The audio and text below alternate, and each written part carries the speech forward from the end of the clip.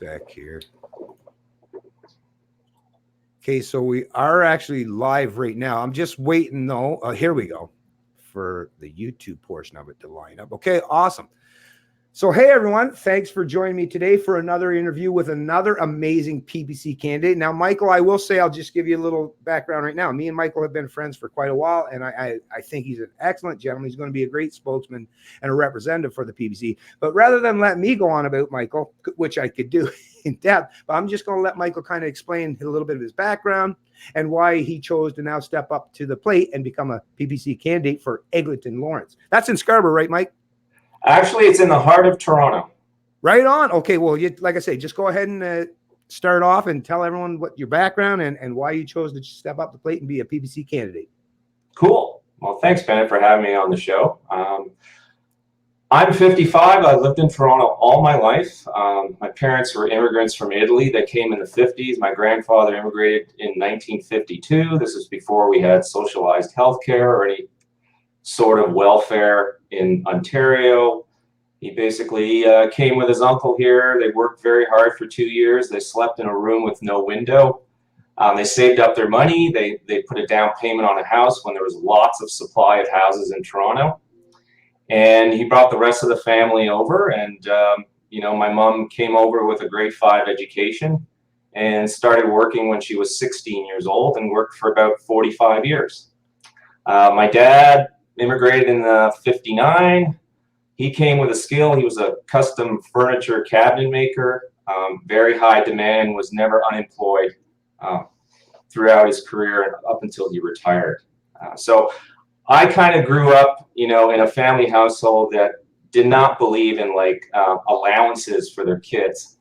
all my friends had allowances. It was kind of like, son, there's lots of things, a lot of ways to make money out there. So, me and my brother would, in the winter, if it snowed, we'd have our snow shovels out and we'd go door to door and say, $5 for your driveway. We would make lots of money that way. And I always had a paper route when I was small until about 10 to 14 years old. So I was always self-sufficient in terms of finding money. I mean, most of that money went to candy, which, that I lost that money later on in life in the dental bills I had.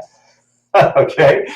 But, so it was instilled in me a very independent life. And, the area, Eglinton Lawrence riding that I grew up in, I lived there for 27 years. My mom still lives there.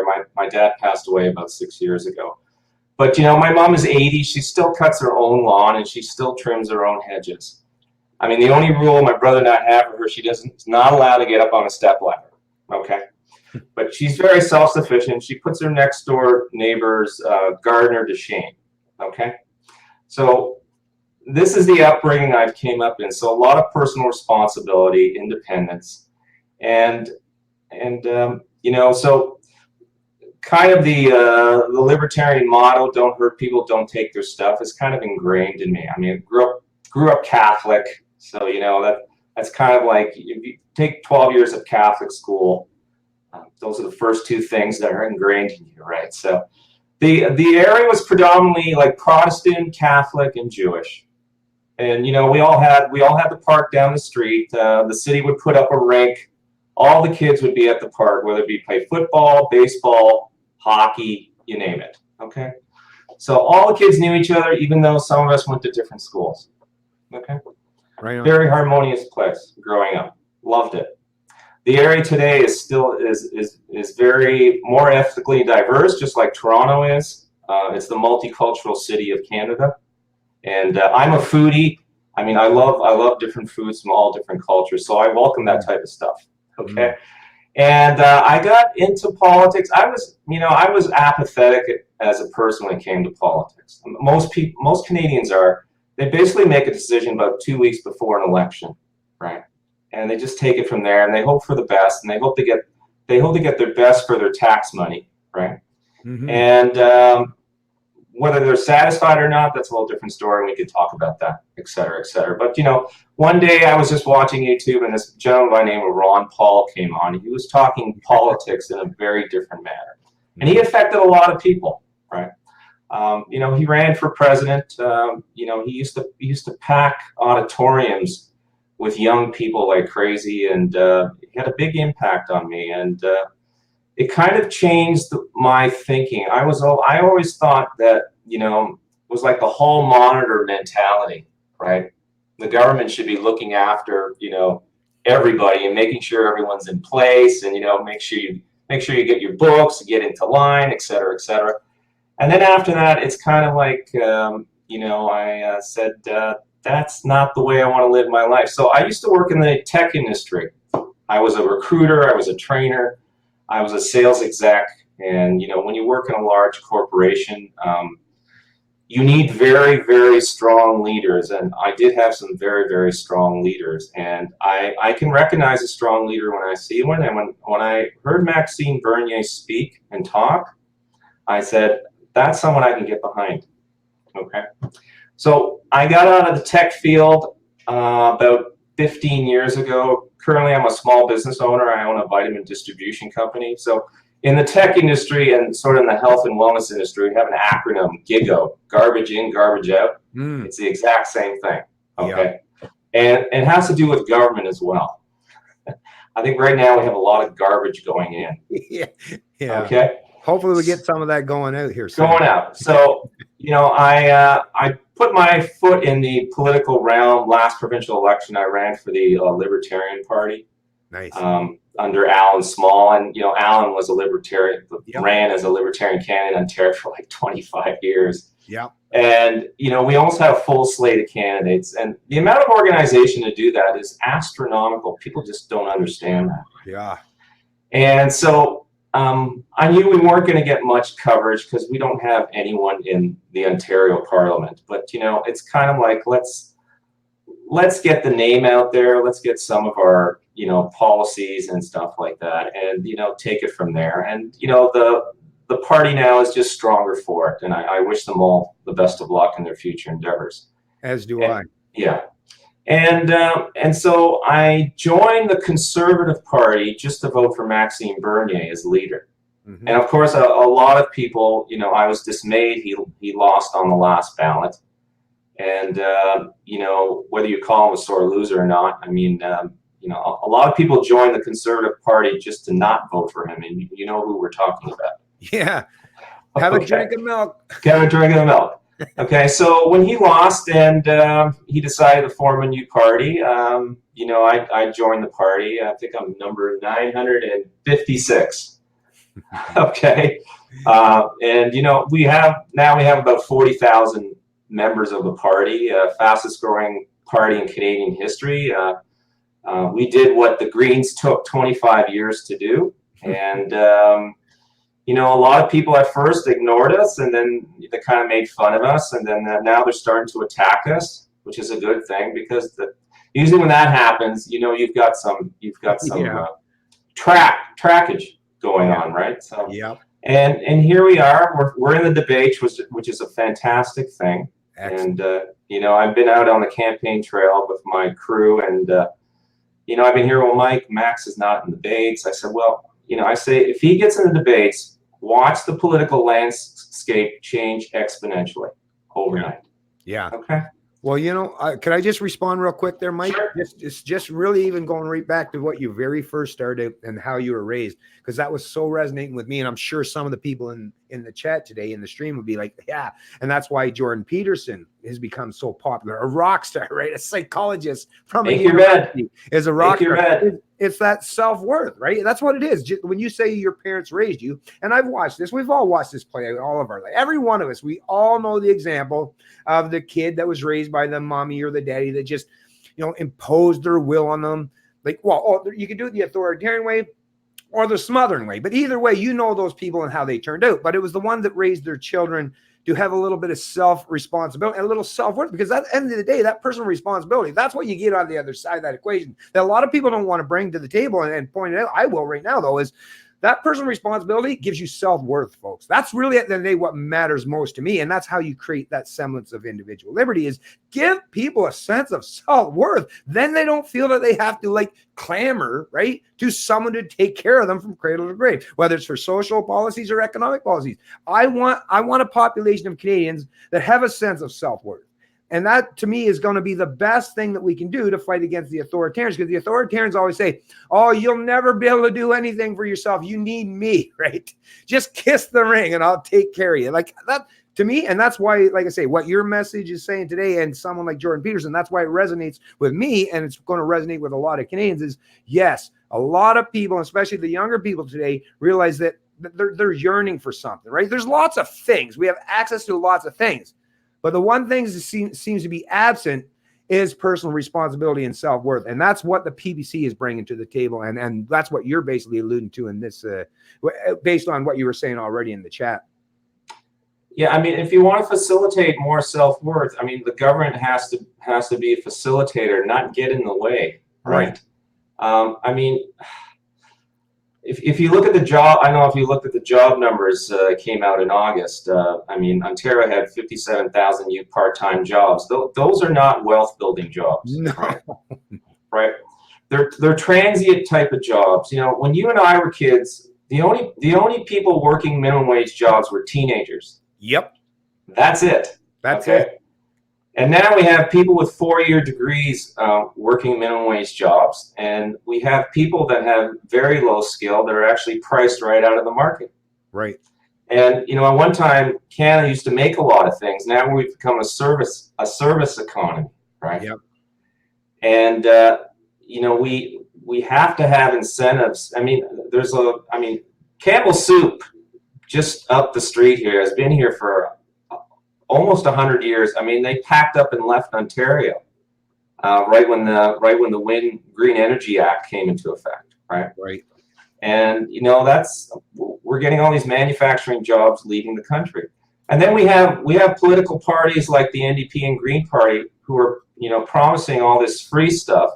And the way they want to do it is they want to destroy the oil and resource sector of Canada. I mean, this doesn't make any sense. It's so crazy. I mean, the basic income program, they just costed it out. It would cost $40 billion a year.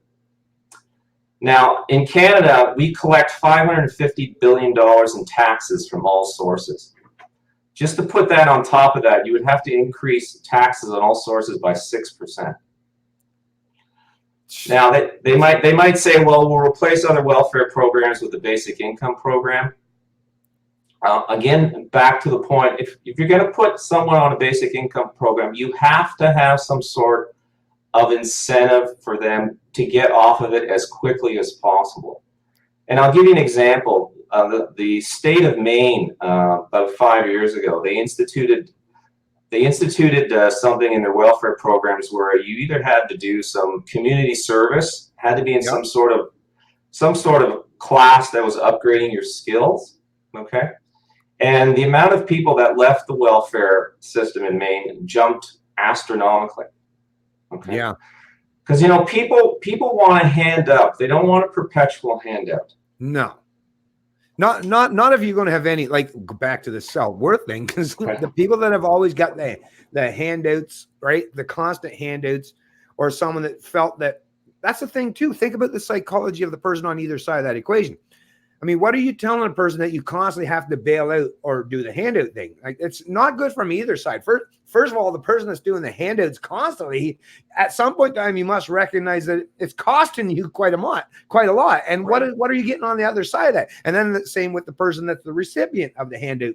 It's causing you a lot in terms of your psychology and your self-worth. So at the end of the day, even though it sounds good in theory, like I say, once you put things into practice, and that's what a typical libertarian and the philosophy of liberties, what is it? And anything, you know, in the abstract, you know, you can make lots of things sound good in the abstract. But what happens once you put that theory into the real world, right?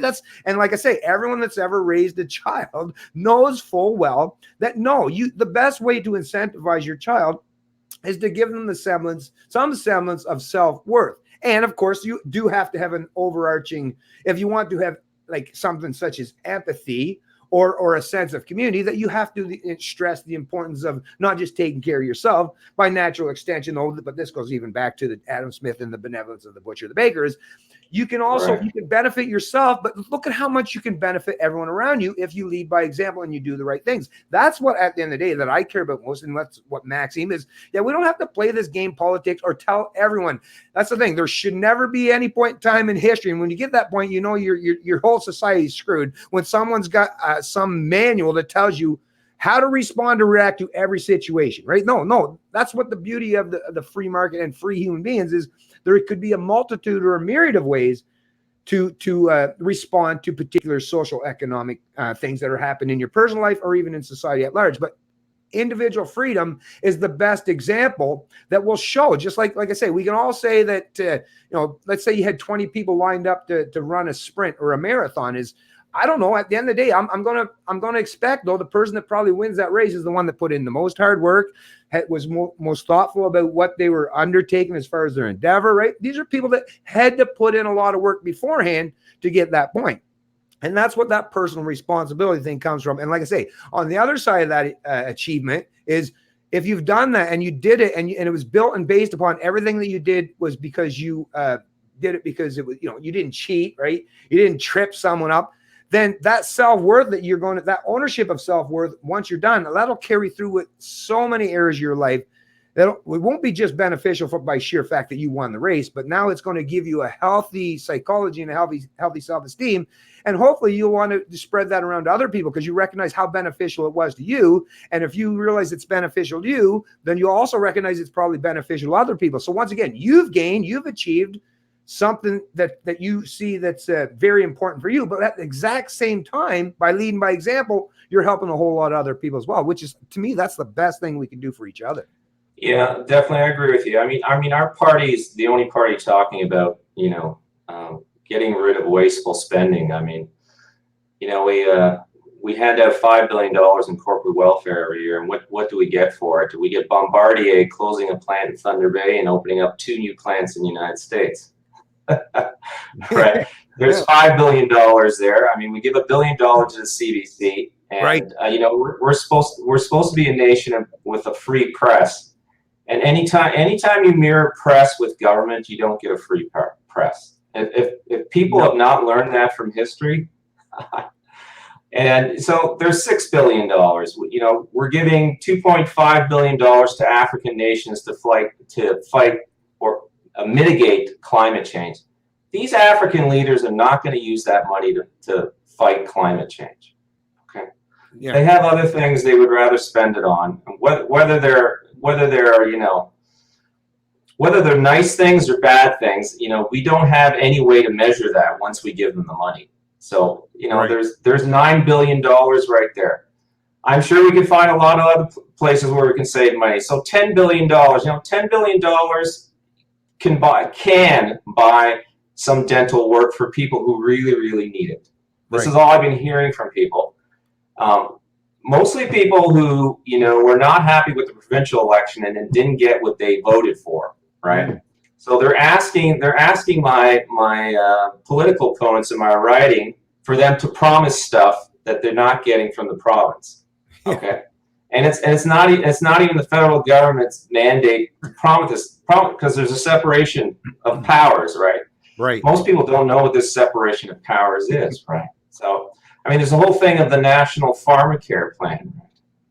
Okay. Ask yourself that even, Michael. Why is it? Think about that. Why is it that a substantial portion of the population in this country don't believe in personal responsibility? That's I think a lot of them do. I think what you have is you have a very vocal minority. Right. It's usually the minority that's very vocal, and it's usually the majority that's very silent. That's true. Right? We have a silent majority in this country. It's 30% of voters that don't come out and vote.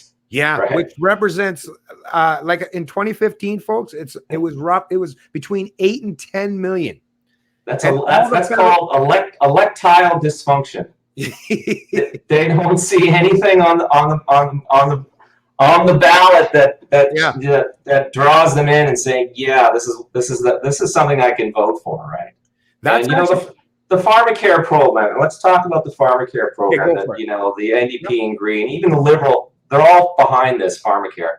I mean, currently in Canada, I mean, 4.5 million public sector workers already have a pharmacare plan. Right. Okay. You know, they make up 1 out of every 4 people that work in Canada, right? And we could talk about the ratio another topic, but you know, Yep. and then other people have, you know, private plans through their employee, and they pay a small deductible like most people. I personally have not had a drug or dental plan for the last 16 years. Okay, I could get one. It costs about $1,000 a year. Yeah. Okay, and I pay the deductible. Okay, I choose not to do that. I've saved myself $16,000. Me too. Okay, Yeah. but that's a personal decision. Right. Okay? Right. Now, there's to say now, if you look at the spend in Canada, it's about $36 billion on pharmacare if you take all the provinces together. Okay. And I read the report where they say we should have a pharmacare for various reasons, et cetera, et cetera, et cetera. Right. So the per spend capita is about 1,072. That is it's the second highest among OECD countries on this planet. It's crazy. And if you look in that report, there's a graph that graphs all the OECD countries. And on the bottom of the graph is the Netherlands at $325 spend per capita. Right. Now, you would think after reading all this report, the people in this report would actually look to see what the hell the Netherlands are doing so well to get their drug spending down, right? Yeah. Or you think the provinces would do this, right? But I firmly believe the provinces are actually handcuffed by the federal government. They're not allowed to innovate when it comes to healthcare or drug care. Okay.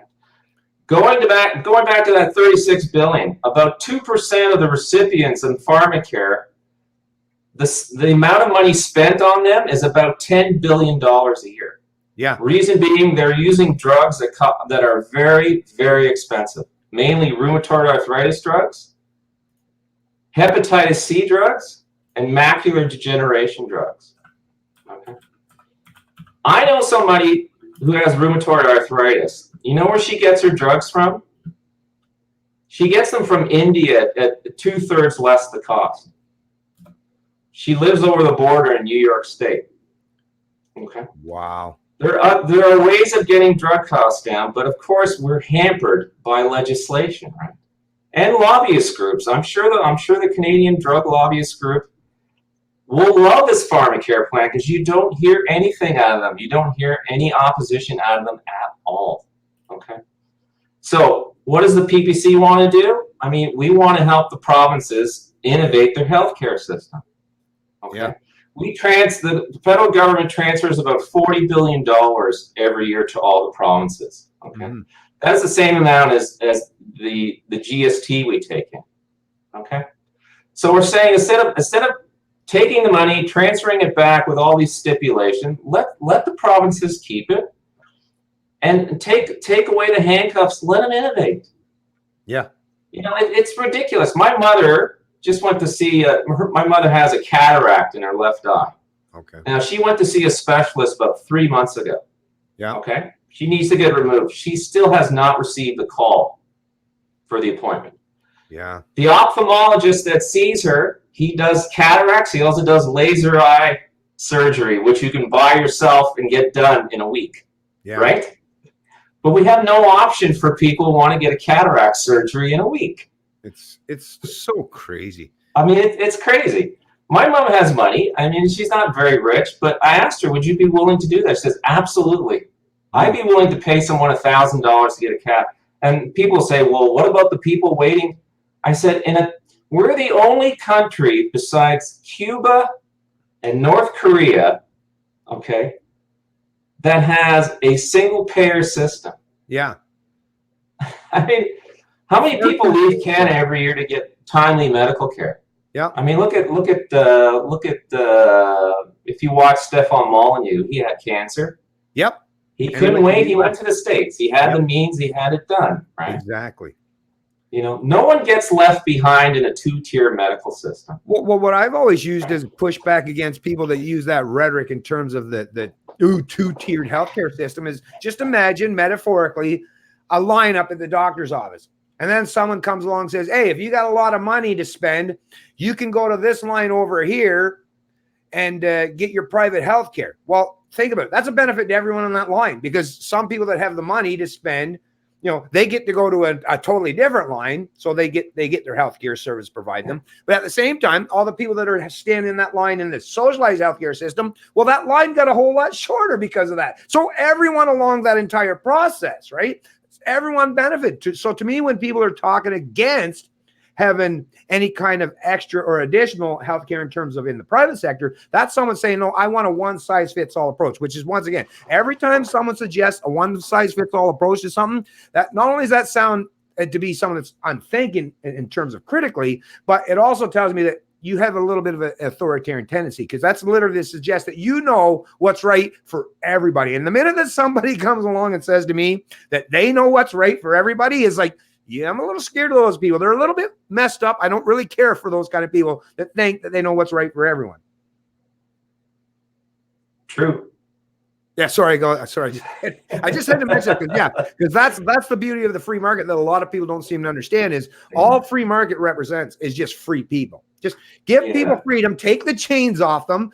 Some of them are, like you say, bad people are going to be bad people. So some people are scared that, free market represents a threat. Well, if you don't think big government represents a threat, big government is like, it's not just an off-ramp, but it's like a big neon sign saying, hey, if you got nefarious purposes or meanings, like, here's a great place to gravitate to as far as if you want. So it's not like politics doesn't allow that to happen. And everyone that's disgruntled today with the establishment politicians, whether they're from the right or left, I mean, come on, why are you so disgruntled? Why are you so disenfranchised with the voter? Why? Because you recognize that corruption happens even within such a structured type of system, right? So, just like in a prison, right? There's no such thing. You're not allowed guns. You're not allowed weapons. You're not allowed drugs in a prison. Somehow they magically or mysteriously end up in those places and people get killed. They overdose or they do some crazy stuff. So like I say, you can't legislate morality, but what I've always recognized, what the free market, what proponents of libertarians always recognize is, let's get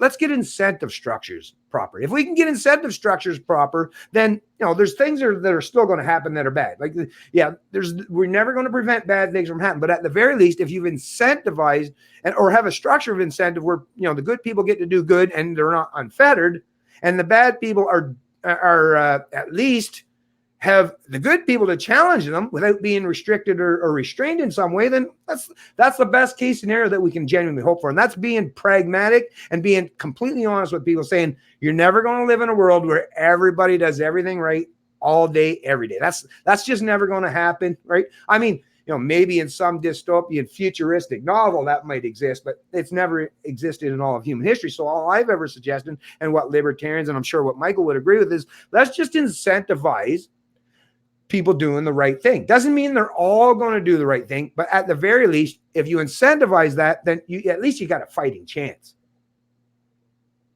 So true, Ben. So true. Right on. Anyway, so I want to ask you too, Michael. So you say you're in this. So it's not. I was trying to look actually before we went live, because Eglinton and Lawrence. Well, what it is, and then I realized that wait a minute, that doesn't make sense actually, because Eglinton and Lawrence, they kind of travel. Yeah, it's the north and south borders. But, so they do come together, I guess. Because no, they don't. They don't come together. It's just what the writing's called. It's kind of like Eglinton to the south, Highway 401 to the north. Young to the east. So you're beyond the Scarborough, like Victoria Park. No. Right? No. We're kind of in the heart of North York. Remember what North York was before they amalgamated? All the cities amalgamated? Okay, I got you. We amalgamated to bring the cost of government down. It didn't happen. And just found out there was just different pigs at the trough. Right. Yeah. So, okay, I get it. So you're in the North York, but that's probably another area that's actually probably more conducive with I would imagine. Are you seeing much success? Have you been out on the campaign? Well, it's a riding of I hate to say extremes, but we have a neighborhood of with Ontario Housing, which I used to live south of. I understand the area very well because a lot of the kids I went to school lived in Ontario Housing. These were mostly Catholics with like 6, 7, 8, 9, 10 kids. Right. Okay. Right. And you have very affluent neighborhoods in the riding. Right. Okay. So, you know, there's a dichotomy there. So there's and, there's a divide. you know, the riding has been predominantly liberal over the last 40 years. Gotcha. Okay. And there's a lot of Italians, I call them the liberal Italians. You know, my parents used to vote liberal because they all love Trudeau. Yeah. Et cetera, et cetera. And then you have, you know, the old conservatives, I like to call them, and then everything in between. There's a lot of Filipino people in the area now, right? Because there's a lot of there, and which is great for the Catholic churches because they were really dying in this area. Yeah. Okay. Yeah. So now they're full, which is great to see, right? And so there's a real dichotomy, et cetera. But you know, it's kind of like, you know, there's an issue right now in the neighborhood called Lawrence Park where they have a very old community center that's 50 years old. Okay. Okay. And the provincial liberal MPP Mike Cole, who was the incumbent for 8 years before the last election, he promised a brand new community center, and so of course he didn't win, and now the MP in my riding, Marco Mendicino, is making it a big election issue inside the riding. You know, his party had 8 years to build that community center. I mean, they wasted $2 billion on 2 gas plants. And he takes out the community center card in the last month of his campaign so he can try to win and get votes, right? I mean, where was the urgency on this community center in the 8 years he was there? Right? I mean, if I was the MP, I would get buy-in from all the residents there, and I would get buy-in from small business, and I would bring in big business to build that community center on time and on budget, because you know. Right. The government takes it over, it's not going to be 14 billion, it might be 20 billion. Yeah. This way you get the residents in on it, you give them some sense of ownership and pride in the project, okay? And, you know, it's, you know, I want places for kids to go. I mean, I did not have a community center when I grew up. We had a park, that was it. The park was the place, right? And, you know, they have people who are struggling in that neighborhood to make ends meet, and I'm very empathetic for that. And it's a good place for kids to go and feel safe. Considering now in Toronto, you know, we have a little more gun crime, which, you know, there are other factors contributing to that. If you want to talk about that, I can give you my views on that. But you know, that community center could have been built a very long time ago, but because politicians are bickering and pointing fingers back and forth at each other, it's not getting built. Yeah. Right. Well, I mean, people understand that economics plays a key and pivotal role in everything. And people choose, like when people say they want to boycott things or do anything, their dollars speak, right? That is, you know, democracy, if you want to use the term democracy is every person having the ability to use their dollars to whether subsidize or punish people, especially in the economic sphere. But the problem is today is if government is taking half of your income, which I shared this, just so you know, Michael, I shared a link to a video, or I mean, an article that I covered in a past video and it was based on a Fraser Institute study. This was published by the Globe and Mail, is average Canadian households spend more on taxes than living costs in 2018. And I think it broke down to, so they say the typical Canadian, so, you know, there's lots of discrepancies when you're talking about averages, because you're talking about mean, median, and mode, right? So that's lots of ways to manipulate that. But even under any pretense, if the average household is taken in, and they're saying basically around $80,000, well, if $40,000 of that, which is what they're saying, basically $40,000, almost half of your income is being plundered by some central planner, and they're, you know, choosing with your dollars where it's supposed to go. Well, now you don't even have any say in the equation, because that's the thing in a free market. Your dollars speaks volumes in terms of social and economic interactions and engagements, because, you know, that's the beauty of freedom. That's the supposed beauty of democracies, right? Is everyone has the ability. But once again, if government is taking half of your income or close to half of your income, Well, actually, your voice, that's like saying, well, half of your mouth is duct tape. And well, I'm not really going to be able to understand what you're trying to say. Like, right? So I want to hear what you actually got to say. In a free market, I would know what Canadians are conducive, what they support predominantly. But I don't know, none of us out here. We don't really know what Canadians truly stand for, because how could we? Right? The government plunders half their income, and they use that as a means to dictate and control every area of the social and economic life and keep them conformist into how they say things should unfold. To me, that's the beauty of the free market, is let the people speak. If you care about democracy, and I'm not even saying I'm a fan of majority or mob rule, but if you're a fan of democracy, then let democratic fundamentals and principles flourish, which means the people should be able to speak with volumes in their own dollars. Think about that $40,000 you were talking about earlier about healthcare. $40,000 per year.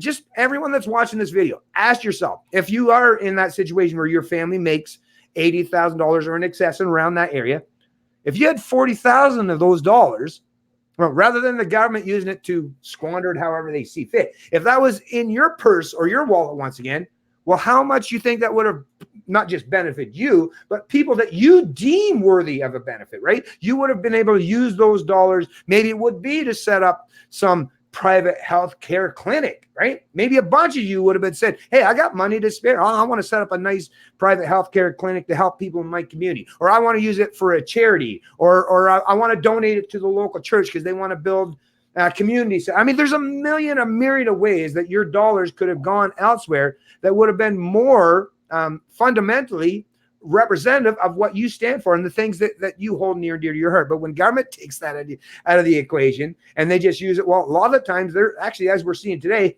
they're paying that money. A lot of these hacks in the CBC are getting a lot of that cheddar to use rhetoric to tell you that you're a bad person, right? Especially if you're a proponent or a supporter of the PBC. A lot of that money that the government's stealing from you is now going to these hacks at the CBC to use against you, right? That's kind of how many people would actually agree to paying someone that goes against their ideas, right? I know I would never volunteer in my life. I would never volunteer to pay someone that wants to use that money or the proceeds of theft to enslave me. It's like, no, matter of fact, I want to keep that wallet real tight in my back pocket here. If you're just going to use that money to somehow incentivize other people to want to enslave me. That's the problem with forced wealth and income redistribution, is you have absolutely no idea where it's going.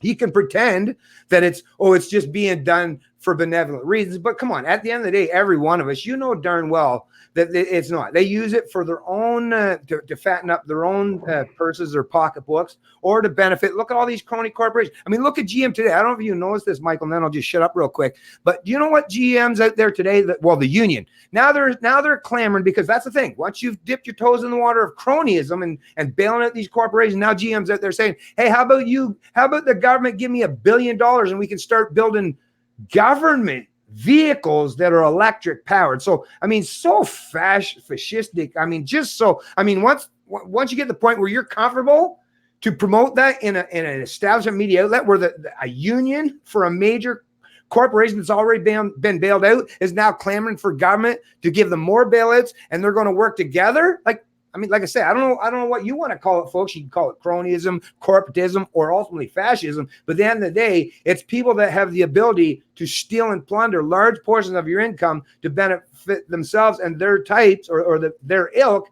at your expense. And to me, it's like, at the very least, listen, I recognize I'm always going to have to deal with shit for the rest of my life. People are still going to, but don't force me to pay for my own enslavement. Yeah, on the electrical car frontier, if we're gonna replace 25 million fossil fuel cars with 25 million electric vehicles, we're gonna have to need a electricity capacity that's 3 times bigger than we have now. Okay? Right. Now, I have nothing against green technology. Me neither. I'm against subsidizing technologies. Yep. The market should decide. I'm against subsidizing oil companies. I'm against subsidizing green companies. Yep. Let them duel it out in the market and let the best man win. Okay. That way, I mean, if you're going to talk about increasing electricity supply, under our current technology, there's no way wind and solar is going to do that. Okay. And, we're not having a conversation about the other types of energy, mostly nuclear, and nuclear has gotten such a bad rap. But you know, you're going to need nuclear plants if you're going to increase your electrical output supply by 3 times. Right. The trouble with solar and wind power is it always has to have a backup, and that's what we use liquid natural gas for. Right. Speaking of the liquid natural gas, the Liberal government just announced that they are going to award the production of steel on a large LNG product in BC to the Chinese. Okay, and you could see the ramifications of that.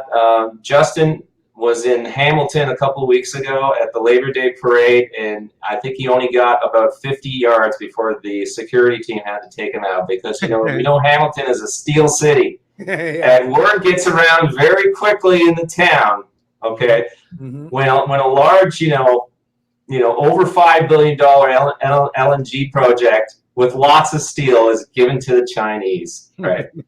And, you know, it's sickening. It's really sickening. Back to my point, we don't manufacture anything in Canada anymore. No. Maybe because our government, our current government, sends it overseas.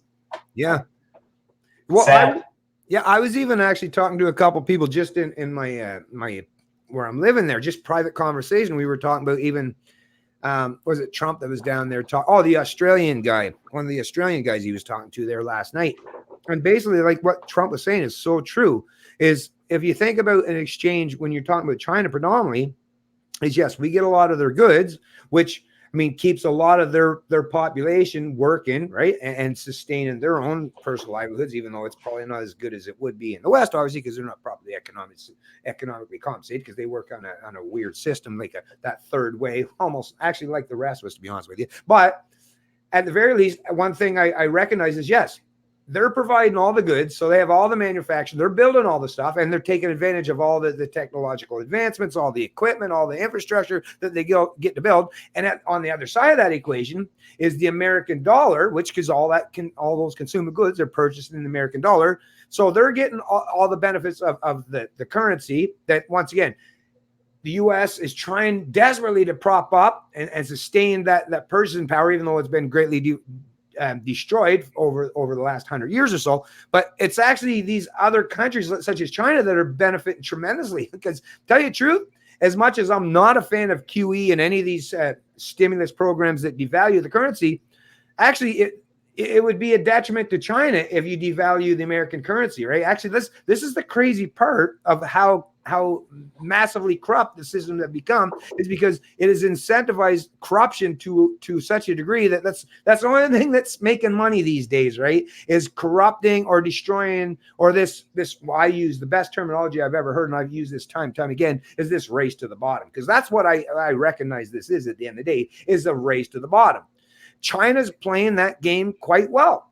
And they know how to play that game. They know the long game, and they're playing this game. And the one thing I will say about Trump is he's the only one that they're saying, listen, if we have to restructure how the whole global trade things work, where we start respecting and treat each other, where we're trying to raise and elevate each other, or like I say, because the West has a predisposition historically anyways for that free market thing, is let's get back to the proponents of free market and deal with those people. The people that want to cheat, now maybe not so much in the free trade with people that just want to cheat, because the only way, if you're going to enter into a system where someone's allowed to cheat, the only way you're going to compete in that game is if everyone's allowed to cheat. And once again, that's that race to the bottom. So to me is if we're all, the only thing we concern ourselves with at the end of the day is having lots of cheap goods at our disposal, then let's keep playing the globalist game.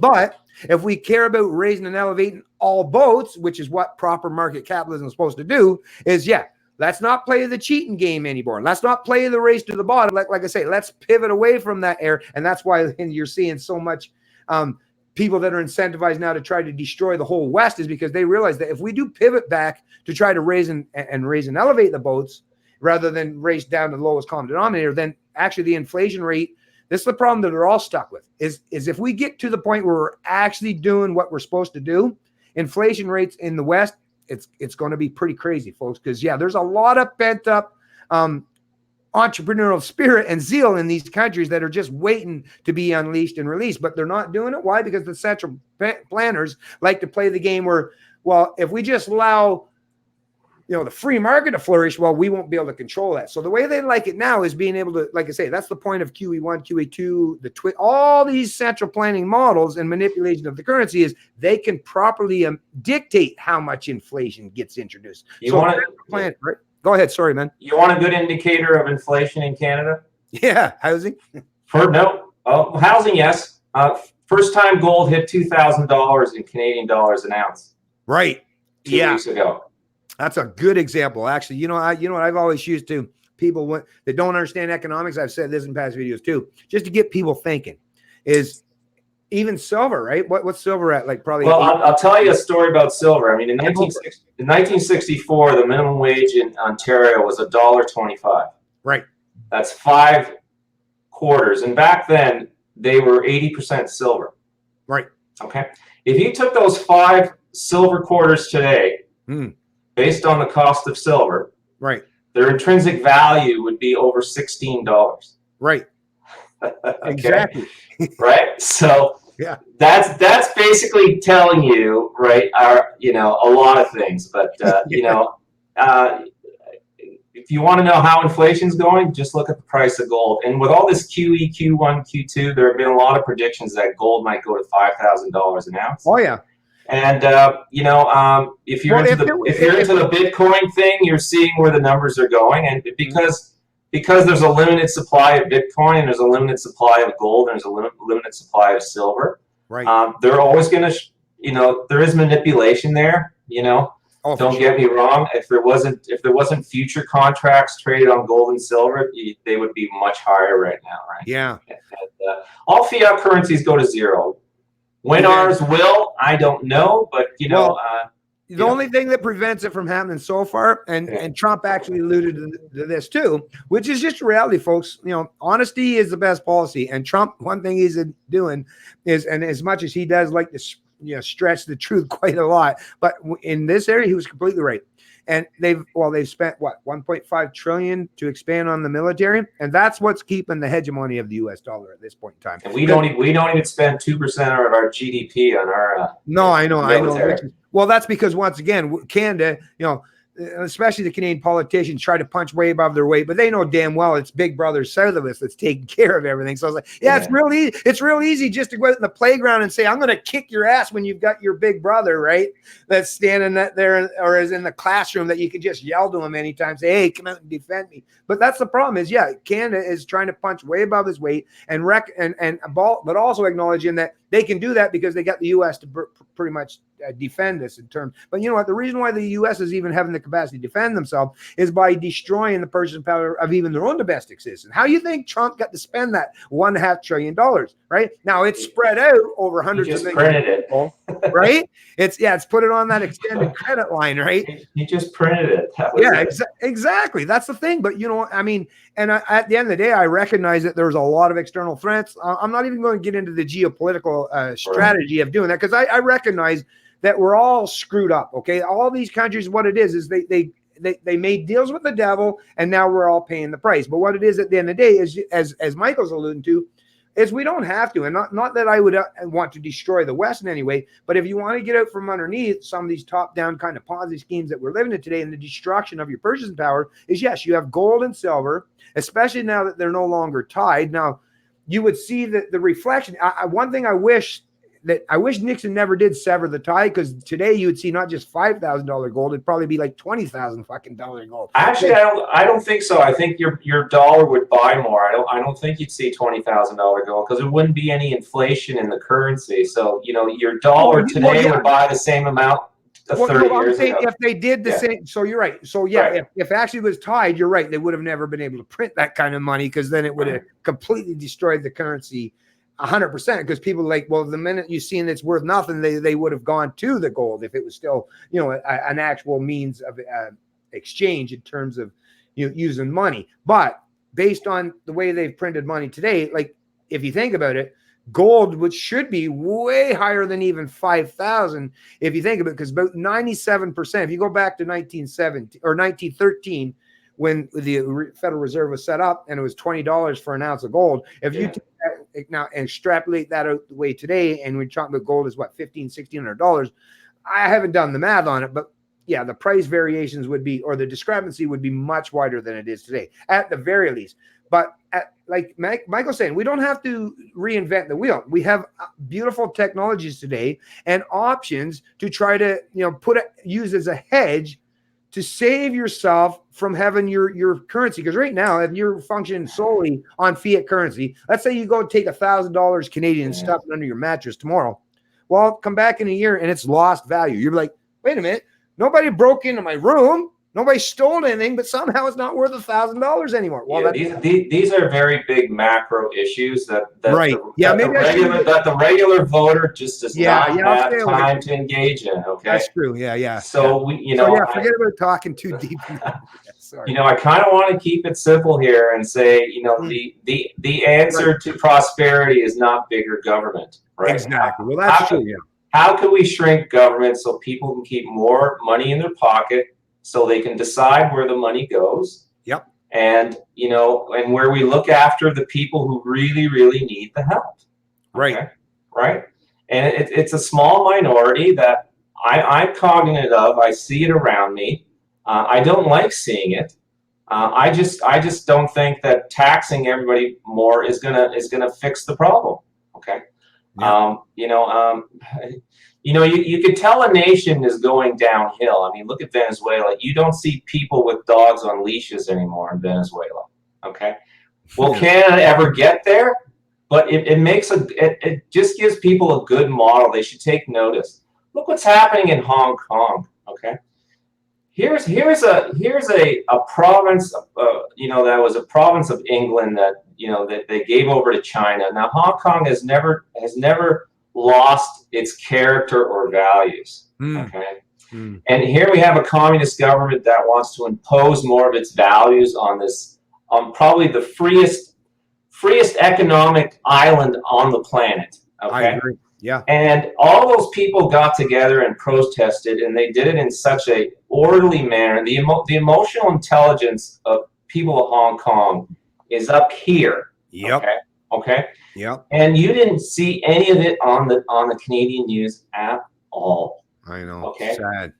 Right. And it's kind of like, if Canadians would start to get mad about things, but in a good way. I mean, They got mad, but it was in a good way. Okay. It wasn't violence. It wasn't breaking windows or anything like that. Exactly. Governments would take big notice. Yes, they would. So, I could talk about PPC policy, but you've had enough people on here who have talked about PPC policy. We are the smaller government alternative. We're the only really opposition party in this election. Yeah. Okay? And you'll see that in the debates when Maxine is in the debates. So I know all your viewers will probably be watching it. Hopefully people who don't watch this channel and just want to know what I'm all about will get to see this, et cetera, et cetera. But, our party is made up of people from all walks of life, creeds, religions, ethnicities. I mean, it's the United Nations. If I were allowed to have a camera on top of my head when we had our first general meeting in Gatineau at the beginning of August, it's the United Nations, people. Okay? For sure. We are reflecting Canadians from all walks of life. Okay. And we have all the same values, personal responsibility, individual freedom, respect, and fairness. And those are not just chump change words. We really breathe it in our campaign, et cetera, et cetera. And just, a lot of people just don't know about it. So it's costing candidates a lot of money just to get people to recognize us, right? It is. And a lot of candidates are making a very big sacrifice. Yes. I mean, I have a business. I don't need to get into politics for economic reasons. Right. Okay. Right. So, I mean, I could just sit here and just mind my own business and not really care and stuff like that. But if people who care do nothing, guess what happens? Yeah.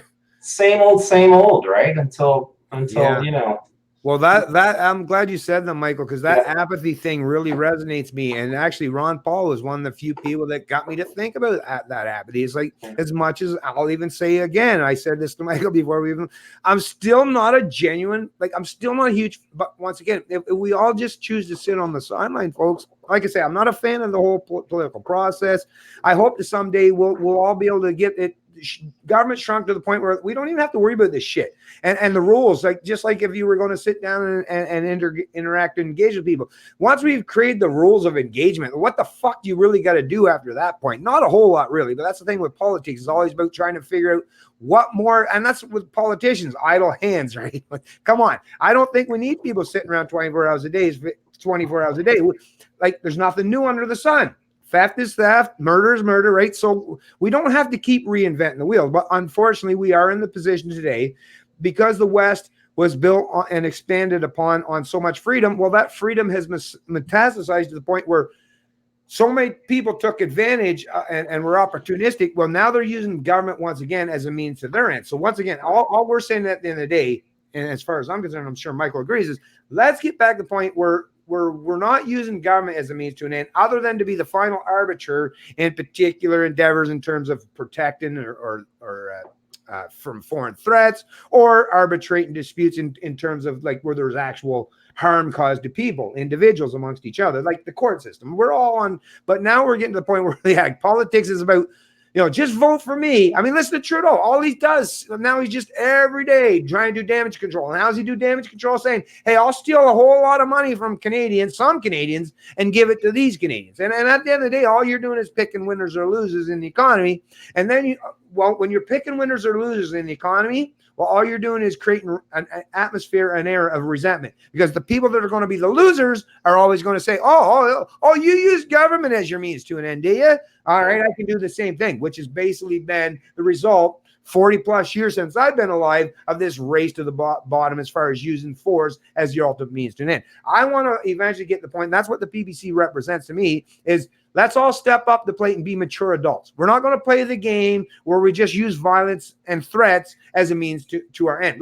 Let's get up to the point where we're treating each other and respecting each other as individuals, and allow more free market fundamentals to flourish and make individual liberty. Because that's the thing. The only thing that we could actually, I wrote something down there, Michael. I just want to say this real quick, because when I knew I was going to have this chat with you, I figured, let me bring this up, because this is something that matters so much to me. Is individual liberty is the ultimate unifier. It's something we all recognize as being something worth fighting for. So there's a million things, and that's basically what the PBC represents to me. There's a million things that we can always find to have disagreements with each other, because that's what it is to be an individual. We're never, ever going to get to the point where we all agree with each other. And the politicians of the day like to use that division as a means to conquer, right? Divide and conquer. The unifier is, I'm pretty sure everyone I talk to, I'm sure they might not agree with me on everything, but everyone I talk to, and I guarantee if you're out there knocking on doors, they're all saying they have things that they care about. They care about their idea of freedom. So at the end of the day, well, whatever your idea of freedom is, that's fine. Your neighbor might not have the exact same idea as freedom, but the only way that this is going to work out where you can live next door to your neighbor and have different ideas or concept of what freedom means is if there's some kind of rules of engagement. If there's no rules of engagement, it's just up in the air and open to interpretation what freedom even means. Well, then, once again, we're just back to the state of nature. Might makes right. And in that era, well, like I say, especially for the lefties, I'll just say this to the lefties. If you keep playing the game where might makes right, and because you have a lot of power right now, well, you better recognize that there are a lot of people on the other side of that equation, the ones that you call right-wingers, that if they get to the point where they want to use that might to make right, well, these are people that can do so. And we've seen in the past where people from both sides of that equation can use a whole lot of reference in terms of collectivism or ideologically driven narratives to impose a lot of hardships on a lot of people. So like I said, at the end of the day, the great unifier, the only thing that's ever unified us in the West, and the reason why we can all live amongst each other, for the most part, peacefully, is we all inherently respect each other's sovereignty and our individuality. Most of us do that in our regular lives. The political class are trying to teach us to not do that. I'm saying the PBC is that party, and of course the Libertarian Party as well. These are the people saying, no, don't stray too far away from those ideas, because that is what made the West the best. great point to end the conversation because I need to go and knock on some doors right now. Right on. But I firmly agree. We're the principal party. We're not the party that's handing you someone else's fish. Okay, so you'll vote for us. Okay, that's right. And I think I'm going to end it on that note, just with a simple analogy. And Bennett, I appreciate the time you gave me today, and always a pleasure. Keep up the good work because we need people talking about this. A lot of people might not like what you're saying, and that's fine. But the debate has to be kept open because we keep going with this political correctness. It's going to destroy this country very quickly. For sure. Okay. So I thank you very much, and all the best to you. Yeah. I'll talk to you soon. Yeah, thank you, Michael, for stepping up and being an excellent candidate and spokesman for the PPC. And like I say, I wish you all the best. And anyone out there, when look at the early part of this stream, well, there's compareppc.ca, then there's Michael's own website. Check it out. He's a great proponent, great spokesman, great representative of the PPC. So visit his site. Help support him, especially if you're in his area. Whatever you can do to help get out there and volunteer and help all the people that are standing in defense. Because as Michael's alluded to already early, folks, he doesn't have to do this, but he's doing it because he cares tremendously, not just about his own freedoms and the freedoms of his fellow Canadian citizens, but what it even means to be a free human being. So help all these people out that are trying the best. Because, the ones that are leading by example, we're not necessarily looking for followers, we're looking for fellow travelers, and Michael is out there trying his best. Help him out, folks. If you're in Toronto area and if you see Michael's message and what he stands for and you recognize that he's a PPC supporter, put that sign on your lawn, put a bumper sticker on your car, wear that hat, whatever you got to do to help entice other people in your community to get on board with supporting the PPC. Because like I say, we are the one party in this country right now that has a viable opportunity. This stuff doesn't come along every day, folks. We have a viable opportunity. This is so vitally important that people understand. This is not going to come along every day. This is the chance to, like I say, at least start putting the message of individual liberty and personal responsibility on the big stage. And how it unfolds, I don't know. No, none of us know. But at the very least, we're going to make that a dominant message in Canada going forward. So thanks everyone to join the chat. And thank you, Michael, for stepping up the plate and doing everything you're doing. You're an excellent guy, like I say. And I look forward to not just supporting you, but watching you as you go forward and see how everything unfolds. Super. Thank you, Ben. Have a great one, buddy. You too.